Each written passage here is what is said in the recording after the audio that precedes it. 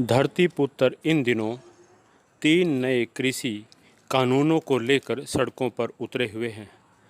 किसान लगातार संघर्ष कर रहे हैं, आंदोलन कर रहे हैं। इस बार किसानों के साथ आड़ती और मजदूर वर्ग भी साथ खड़ा है। वजह है 3 कृषि बिल जिसे किसान मंडी और मजदूर विरोधी मानकर चल रहे हैं। किसानों का मानना है कि सरकार इन बिलों पर पुनः विचार करे, इन्हें वापस ले, और इसके लिए भारतीय किसान यूनियन के बैनर तले लंबे समय से किसान संघर्ष कर रहे हैं। आज भारतीय किसान यूनियन के आह्वान पर पूरे प्रदेश में एक दिन का सांकेतिक चक्का जाम का ऐलान किया गया था, जिस पर किसानों ने पूर्ण रूप से एक दिन का सांकेतिक चक्का जाम रखा। इस मौके पर प्रशासन की तरफ से हाईवे और राज्य मार्गों की यातायात को सुचारू रखने के लिए ट्रैफिक को डाइवर्ट किया गया, लेकिन किसान धरना प्रदर्शन करते रहे और दिन भर एक दिन का सांकेतिक धरना देकर अपनी मांग रखे रहे।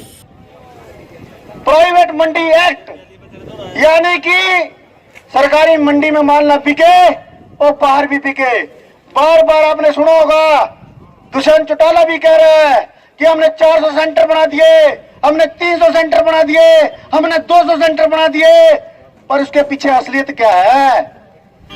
असलियत है उन पंजीपतियों के लिए डांड रोड पर के गोदाम बना दिए। अटारी अंबानी के वाले आप लोगों को करने जा रहे हैं, उनका नौकर, उनका गुलाम बनाने की तैयारी कर ली सरकार ने आप लोगों के लिए। साथियों,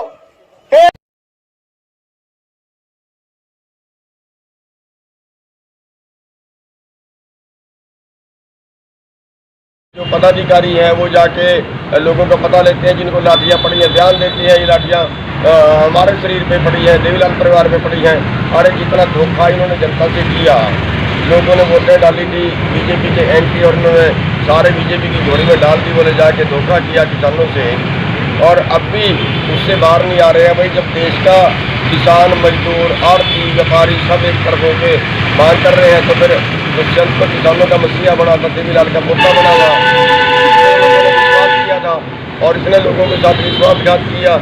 इसको रिजाइन कर देना चाहिए, सरकार से अलग हो जाना चाहिए।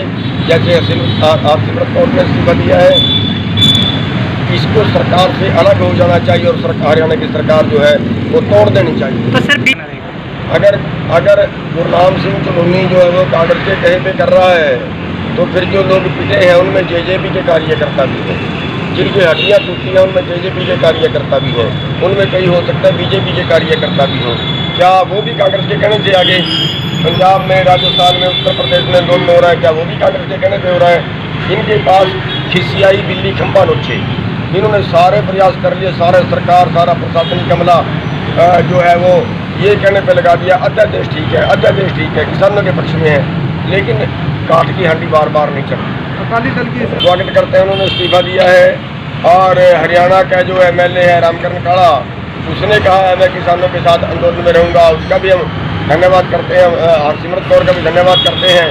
लेकिन इन लोगों की ज़मीर जाग गई है, लेकिन दुष्यंत की ज़मीर अभी तक नहीं जागी है, उसकी ज़मीर मर चुकी है राज सत्ता के भोग के लिए।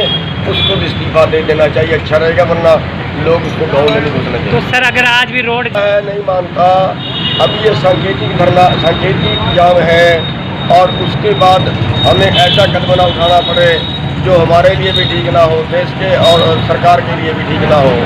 और लेकिन ये है कि आखिरी सांस तक आंदोलन लड़ा जाएगा।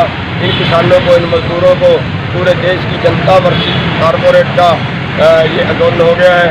पूरे देश की जनता को मरने नहीं दिया जाएगा, इसके लिए हमें सिरों की कुर्बानियां देनी पड़ेगी।